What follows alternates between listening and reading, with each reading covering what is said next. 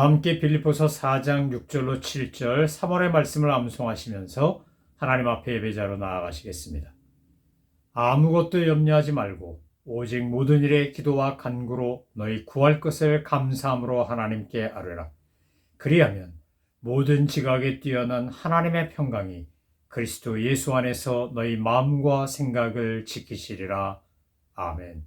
찬송가 267장 주의 확실한 약속의 말씀 듣고 가사를 묵상하며 힘차게 찬양하시겠습니다.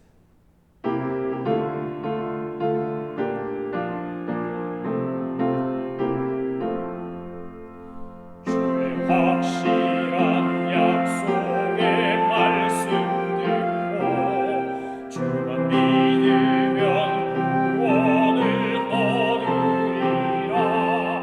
할렐루야 할렐루야 내가 예수를 믿어 그의 흘리신 피로 내 죄 씻었네. 할렐루야 할렐루야 내가 예수를 믿어 그의 흘리신 피로 내 죄 씻었네. 나의 갈 길이 험하고 위험하나 항상 예수의 도우심 믿고 가네.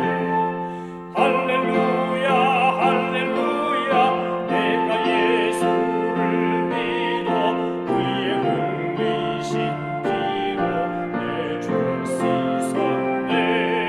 할렐루야 할렐루야 내가 예수를 믿어 그의 흘리신 피로 내 죄 씻었네. 주의 보좌의 천사들 둘러서서 우리 구주를 높이어 찬양하네. 할렐루야 할렐루야 내가 예수를 믿어 그의 흘리신 피로 내 죄 씻었네. 할렐루야 할렐루야 내가 예수를 믿어 그의 흘리신 피로 내 죄 씻었네. 예언자들과 왕들도 반열대로 황금 길 따라 나와 찬송하네. 할렐루야 할렐루야 내가 예수를 믿어 그의 흘리신 피로 내 죄 씻었네. 할렐루야 할렐루야 내가 예수를 믿어 그의 흘리신 피로 내 죄 씻었네. 우리 모두 다 구원열 뒤따르며 함께 즐거운 찬송을 부르리라. 할렐루야 할렐루야 내가 예수를 믿어 그의 흘리신 피로 내 죄 씻었네. 할렐루야 할렐루야 내가 예수를 믿어 그의 흘리신 피로 내 죄 씻었네. 하나님께서 오늘 우리에게 주신 말씀은 에스겔서 12장입니다. 하나님의 말씀을 받들어 읽겠습니다. 에스겔서 12장. 또 여호와의 말씀이 내게 임하여 이르시되 인자야 내가 반역하는 족속 중에 거주하는도다. 그들은 볼 눈이 있어도 보지 아니하고 들을 귀가 있어도 듣지 아니하나니 그들은 반역하는 족속이니라. 인자야 너는 포로의 행장을 꾸리고 낮에 그들의 목전에서 끌려가라. 내가 내 저소를 다른 곳으로 옮기는 것을 그들이 보면 비록 반역하는 족속이라도 혹 생각이 있으리라. 너는 낮에 그들의 목전에서 내 포로의 행장을 밖에 내놓기를 끌려가는 포로의 행장같이 하고 저물 때에 너는 그들의 목전에서 밖으로 나가기를 포로되어 가는 자같이 하라. 너는 그들의 목전에서 성벽을 뚫고 그리로 따라 옮기되 캄캄할 때에 그들의 목전에서 어깨 메고 나가며 얼굴을 가리고 땅을 보지 말지어다. 이는 내가 너를 세워 이스라엘 족속에게 징조가 되게 함이라 하시기로 내가 그 명령대로 행하여 낮에 나의 행장을 끌려가는 포로의 행장같이 내놓고 저물 때에 내 손으로 성벽을 뚫고 캄캄할 때에 행장을 내다가 그들의 목전에서 어깨에 메고 나가니라. 이튿날 아침에 여호와의 말씀이 또 내게 임하여 이르시되 인자야 이스라엘 족속 곧 그 반역하는 족속이 내게 묻기를 무엇을 하느냐 하지 아니하더냐. 너는 그들에게 말하기를 주 여호와의 말씀에 이것은 예루살렘 왕과 그 가운데 있는 이스라엘 온 족속에 대한 묵시라 하셨다 하고 또 말하기를 나는 너희 징조라. 내가 행한 대로 그들도 포로로 사로잡혀 가리라. 무리가 성벽을 뚫고 행장을 그리로 가지고 나가서 그 중에 왕은 어두울 때 어깨 행장을 메고 나가며 눈으로 땅을 보지 아니하려고 자기 얼굴을 가리리라 하라. 내가 또 내 그물을 그들 위에 치고 내 올무에 걸리게 하여 그를 끌고 갈대아 땅 바벨론에 이르니 그가 거기에서 죽으려니와 그 땅을 보지 못하리라. 내가 그 호위하는 자와 부대들을 다 사방으로 흩고 또 그 뒤를 따라 칼을 빼리라. 내가 그들을 이방인 가운데로 흩으며 여러 나라 가운데 해친 후에야 내가 여호와인 줄을 그들이 알리라. 그러나 내가 그중 몇 사람을 남겨 칼과 기근과 전염병에서 벗어나게 하여 그들이 이르는 이방인 가운데서 자기의 모든 가증한 일을 자백하게 하리니 내가 여호와인 줄을 그들이 알리라.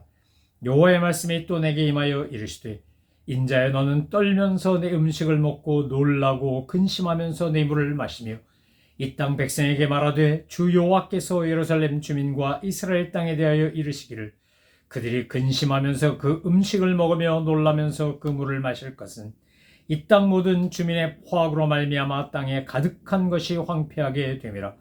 사람이 거주하는 성읍들이 황폐하며 땅이 적막하리니 내가 여호와인 줄을 너희가 알리라 하셨다 하라. 여호와의 말씀이 또 내게 임하여 이르시되 인자야 이스라엘 땅에서 이르기를 날이 더디고 모든 묵시가 사라지리라 하는 너희의 이 속담이 어찌 됨이냐.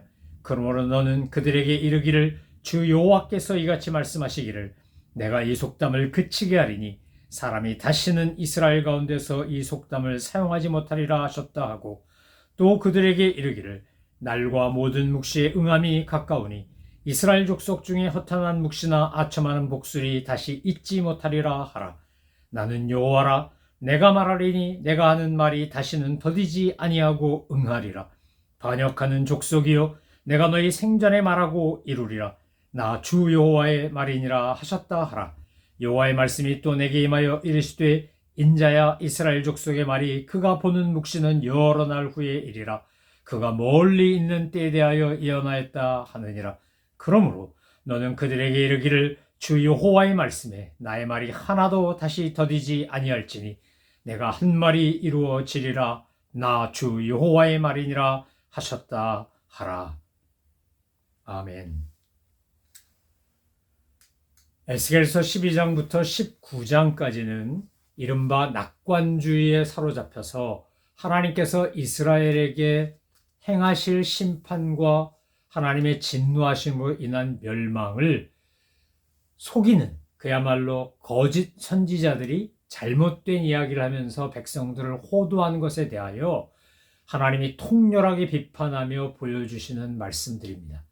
여기에는 징조도 나오고 또 하나님의 속담과 묵시에 대한 가르침도 나오고 거짓 선지자들의 종말에 관해 또 거짓말로 예언하는 사람들, 여자들에 대하여도 하나님께서 말씀하신 것들이 이제 12장부터 19장까지 계속해서 나옵니다. 우상 숭배를 심판하시고 하나님께서 정말 가증히 여기는 것들에 대하여 어떻게 주님께서 징계하시는지가 이제 12장부터 19장까지 나오는데 오늘 12장에 보면 하나님께서 포로가 될 것을 상징하는 행위를 에스겔에게 하라고 명령하십니다. 우리가 살고 있는 미국 땅 지금 2024년이 되어서 불과 20여 년 전에만 돌아봐도 이 땅에도 잘못된 낙관주의가 팽배했던 적이 있었습니다. 아니 전 세계가 잘못된 낙관주의에 사로잡혀 살았다고 할 수 있습니다. 소련과 미국이 2차 세계전이 끝난 후에 서로 핵무기를 개발하고 그러면서 냉전 체제에 사로잡혀 있을 때 사람들은 핵 공격으로 서로 멸망할까봐 두려워했습니다. 물론 지나친 비관주의는 결코 좋은 것이 아닙니다. 그것이 두려움을 잉태하고 그 두려움이 과잉 행동을 만들어내기 때문에 그렇습니다. 하지만 잘못된 낙관주의도 잘못된 비관주의만큼 매우 위험하고 잘못된 결과를 초래할 수 있습니다.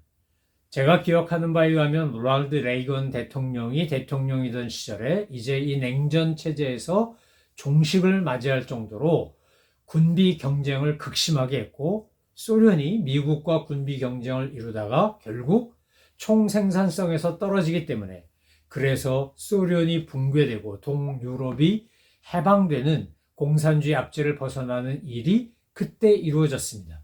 그래서 이른바 소련 연방이 무너지고 동유럽이 해산됨으로 인해서 등장한 것이 신자유주의였고 이것은 세계화의 물결을 이루고 곳곳에 공장을 세우고 좀 더 효율적으로 생산을 저임금으로 싼 값으로 할 수 있다면 거기서 수입해서 쓰면 된다는 이름 아래 세계화가 이루어졌었습니다. 그런데 우리가 이것이 정말 또 다른 갈등과 마찰을 일으킬 수 있겠구나 라고 느꼈던 것은 바로 비극적인 September 11이라고 하는 우리가 보통 9.11이라고 부르는 그 끔찍한 테러 사건이었습니다. 그때 미국을 완전히 덮는 우주 방어 전략이 세워져 있고 소련이나 어디 다른 나라에서 미사일을 쏘면 이것을 대기권 밖에서 명중시켜가지고 다 철통 방어를 한다. 이런 게 소위 말하는 우주 방어 계획이었습니다.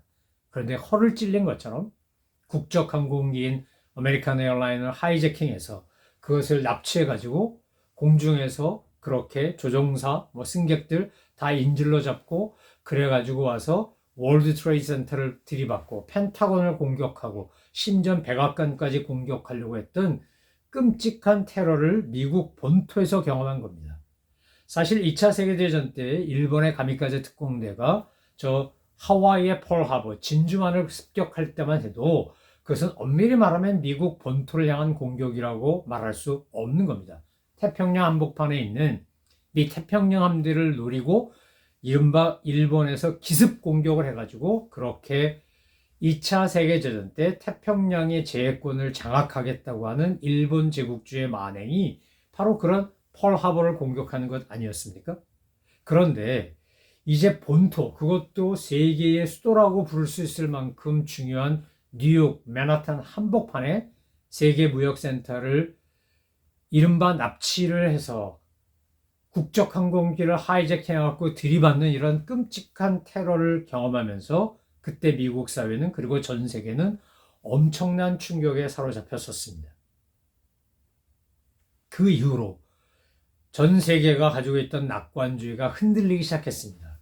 언제 어디서 어떤 테러가 날지 어떤 전쟁이 날지 모른다라고 하는 경각심이 이것이 과도하게 발달하니까 전쟁을 일으키고 수없이 많은 곳에서 죽고 죽이는 끔찍한 살상의 역사가 반복된 것입니다. 여러분, 적극적 사고방식도 좋고 낙관주의도 좋습니다. 이건 잘못된 게 아닙니다. 그러나 인간적인 낙관주의는 결코 인간의 생각처럼 그렇게 긍정적인 것으로 끝나지 않는다는 겁니다. 전 세계 아무도 예상하지 못했던, 어쩌면 소수의 의료 전문가들은 알았을지 모르지만 코로나 바이러스, 코비드-19이라고 이름 붙여진 이 코로나 바이러스의 공격으로 인해 전 세계가 셧다운이 된다고 할 정도로 정말 사람끼리 만나는 것들도 제한되고 모임도 금지되고 그러면서 격리되고 폐쇄되고 이런 것들을 전 세계가 함께 경험한 것이 불과 몇 년 전이지 않습니까? 우리는 전혀 예상하지 못하는 가운데 전쟁이라든지 테러라든지 또는 이런 바이러스의 공격 같은 것으로 인해 얼마든지 어려움을 당할 수 있다는 겁니다. 낙관주의의 반대쪽에 비슷한 것 같지만 전혀 다른 것이 뭐냐? 그것은 바로 하나님의 약속의 말씀을 믿고 믿음으로 살아가는 믿음의 소망입니다. 믿음의 소망은 낙관주의와 전혀 다른 것입니다. 여러 번 강조했지만 낙관주의가 인간적인 생각과 판단에 근거한 거라고 한다면 믿음의 소망은 하나님의 말씀에 기초한 겁니다. 그래서 낙관주의로 하나님의 섭리나 역사를 왜곡하면 이것은 일종의 범죄가 됩니다. 하나님 앞에 가증한 죄를 짓는 것이 됩니다. 그런데 믿음의 소망을 가지고 주님께서 이루실 하나님의 섭리 가운데 모든 것을 합력하여 선을 이루실 것을 믿으면 우린 두려움이나 불안을 넘어서서 믿음으로 담대하게 주님과 동행하는 삶을 살 수 있습니다. 아골골짝이 됐든 빈들이 됐든 푸른 초장이 됐든 쉴만한 물가가 됐든 어느 곳에든지 내 주 예수 모신 것이 그 어디나 하늘나라가 되는 은혜와 능력을 경험할 수 있다는 겁니다. 오늘 하나님께서 에스겔에게 나타내도록 행동을 통해 상징하도록 상징행위 또는 행위 상징이라고 말할 수 있는 것을 요구하십니다. 그것이 뭡니까? 지금 예루살렘이 멸망하고 결국 바벨론에서 완전히 파괴되고 포로로 끌려가고 심지어 시드기야 왕 같은 경우에 끌려가서 두 눈이 뽑히고 아들이 죽는 것을 봐야 하고 감옥에 살다가 죽게 되는 끔찍한 비극을 지금 에스겔의 행위를 통해 상징적으로 보여주라는 겁니다. 첫 번째 상징적 행위가 뭐였습니까? 그것이 낮에 행장을 꾸리고 목전에서 끌려가는 모습을 보여주는 것, 또 어두울 때에는 어떻게 하라는 겁니까? 그들의 목전에서 밖으로 나가서 포로되어 간자같이 하고 성벽을 뚫고 그리로 따라 옮기고 캄캄할 때에는 어깨에 메고 나가며 얼굴을 가리고 땅을 보지 않는 것, 이것이 이스라엘 백성들에게 징조가 될 것이다 라고 말씀하십니다. 하나님께서 에스겔을 통하여 상징 행위로 보여준 이 모든 것들은 정말 그대로 이루어집니다. 두 번째 상징 행위가 뭡니까? 17절 이하의 말씀에 보니까 여호와의 말씀이 임하여서 뭐라고 말합니까? 떨면서 음식을 먹고 놀라고 근심하면서 물을 마시라는 겁니다. 우리가 성경을 읽으면서 도대체 이것이 무슨 의미일까? 이것은 어떤 가르침과 메시지가 있는 걸까? 질문하고 확인하고 답을 찾으며 읽어나가면 오늘 우리에게 주시는 하나님의 메시지를 깨닫게 된다는 겁니다. 에스겔서 12장에 나오는 이야기와 오늘 우리가 살아가는 삶에 있어서의 이야기는 무엇이 다른가? 제가 볼 때 본질은 똑같다는 겁니다. 우리도 좀 더 자자, 좀 더 눕자, 뭐 지금 아무 문제 없고 편안하고 세상은 살만하고 그러니까 노세 젊어서 노세 이 땅에서 잘 먹고 잘 사는 것이 최고지 소소하지만 확실한 행복을 추구하는 게 이른바 소확행이라고 하는 거 그게 최고 아닌가? 내가 좋아하고 사랑하고 쾌락을 추구하면 동성이면 어떻고 이성이면 어때? 이러면서 쾌락주의에 빠지거나 무엇보다도 가장 좋은 건 돈이야. 역시 황금이 물질이 최고야. 그러면서 물질 만능주의에 빠지거나 사람을 위해 모든 게 있는 거니까 인간이 최고야. 그러면서 인본주의에 빠지거나 하는 것들은 우리에게 굉장히 그럴듯한 낙관주의를 그리고 평안함을 줄 것처럼 말하지만 사실상 하나님의 징계와 심판이 임하면 이 모든 것들은 순식간에 무너져 내린다는 겁니다. 제가 그 당시엔 캐나다에 살고 있었는데 그 September 11에 트윈타워가 비행기 와서 들이받아서 무너져 내리는 것을 생방송 중계하고 보는데 무슨 영화 보는 줄 알았습니다. 그래픽 CG 그거 보는 것 같았습니다. 야, 이거 컴퓨터 그래픽에서 만들어낸 거 아닌가? 저거 현실이야? 할 정도로 너무 끔찍해가지고 이게 너무 생생하니까 현실이지만 현실 아닌 것처럼 느껴졌습니다. 그리고 깨달은 게 뭡니까? 야, 순식간에 그 트윈타워가 무너져 내릴 수 있구나. 이렇게 파괴될 수 있구나. 막 녹아내리는데 그 당시 그곳에 있었거나 그 근처에 있었던 사람들은 아마 지금도 엄청난 트라우마에 시달릴 겁니다. 여러분, 오늘 에스겔서 12장이 우리에게 전하고자 하는 메시지가 뭘까요? 여기가 안전해, 여기가 평안해, 여기는 모든 게 문제없어? 정말 그럴까요? 싱크홀이란 말 여러분 들어보셨죠? 인간들이 지하수를 너무 많이 뽑아 쓰는 바람에 어느 날 미국도 한국도 전 세계에서 동시에 일어나는 것 중에 하나가 갑자기 푹 꺼져 내리는 겁니다. 안전하다고 생각했는데 여기 땅은 틀림없다고 생각했는데 여기다가 기초공사도 했고 그러니까 문제없어. 그런데 이번에 캘리포니아에서도 비가 많이 오고 나니까 맨션이라고 부르는 몇백만 불짜리 집이 막 무너져 내리는 거 우리가 뉴스 통해 보지 않았습니까? 인간의 낙관주의라고 하는 것은 정말 허약한 겁니다. 그런데 우리가 믿음으로 소망을 가지고 살아가면 언제 주님 오셔도 나는 주님 맞이할 준비되어 있다라고 생각하며 준비하며 사는 것이 믿음으로 사는 소망입니다. 주님은 우리가 낙관주의로 살기를 원하지 아니하시고 믿음의 소망으로 살기를 원하신다는 겁니다. 떨면서 먹고 마시는 징조는 뭘 말하는 겁니까? 이제 네가 살고 있는 성읍이 황폐해질 것이고 땅이 적막해질 것이다. 여러분, 우리는 이 땅에 영원히 살지 않습니다. 어느 누구도 주님께서 부르셨을 때 그 부름 앞에 노라고 말할 사람이 없습니다. 그런데 믿음으로 사는 사람은 주님이 내 인생의 마지막 마침표를 찍으며 이제 본향으로 돌아오라 그러면 기쁘고 즐겁게 아버지 집으로 가는 것 때문에 정말 흥분하며 기뻐할 겁니다. 만약에 하나님 나라에 대한 소망이 없고 이 땅에만 소망을 두고 사는 사람이라면 울고불고 난리가 날 겁니다. 여기 너무 좋은데? 나 아직 누리지 못한 게 너무 많은데? 하지 못한 게 너무 많은데? 왜 내가 지금 주님 앞에 가야 하는데? 왜 내 인생이 끝나야 되는데? 이러고 아마 항의할 겁니다.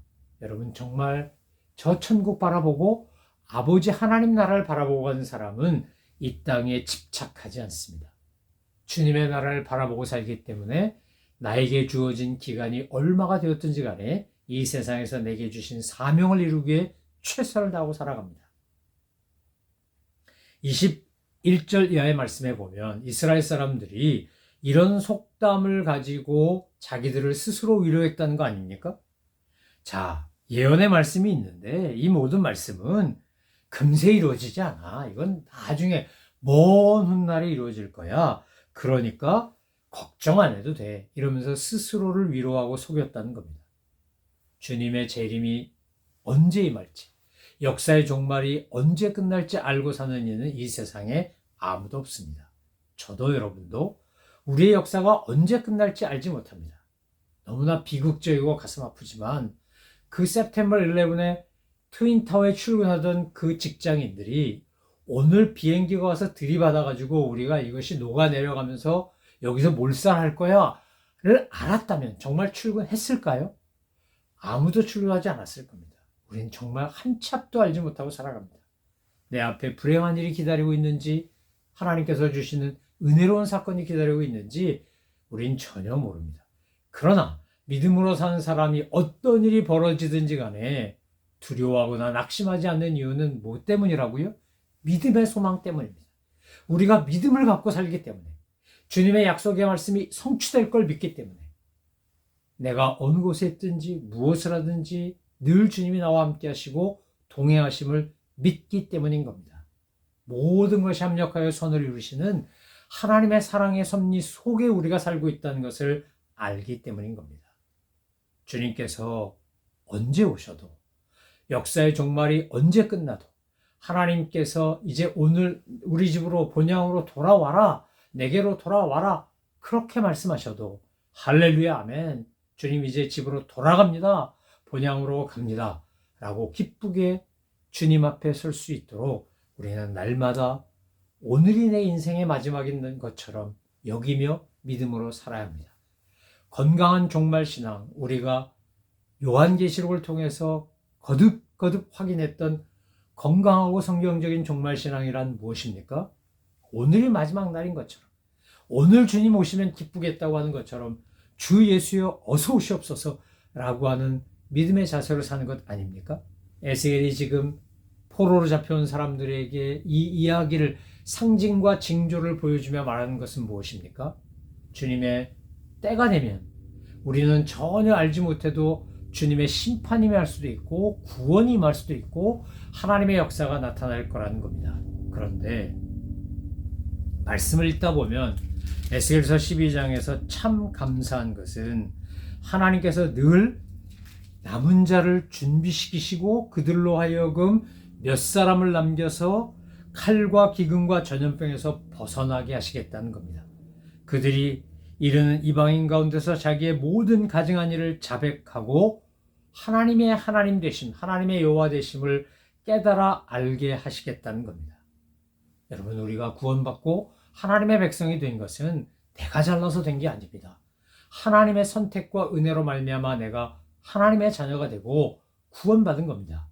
그래서 구원의 감격과 은혜를 우리는 온전히 회복하고 주님께 감사하면서 내게 맡겨진 사명을 잘 수행해야 합니다. 오늘 몇 사람을 남겨놓은 것이 뭐 때문이라는 겁니까? 가증한 일을 자백하고 여호와인 줄을 알게 하려고요. 이스라엘 백성의 남은 자, 렘넌트가 있듯이 오늘 이 시대에도 하나님께서 선택한 남은 자가 있고 저는 저와 여러분이 그 남은 자가 되어 새로운 역사를 만드는 노아가 그 가족을 통해 새로운 인류를 시작하신 것처럼 오늘 우리가 의롭고 순결한 하나님의 백성이 되어 문제 많고 갈등 많고 죄 많은 이 세상에서 새로운 역사를 써내려가는 하나님의 사람들 다 되시기를 주님의 이름으로 축원합니다.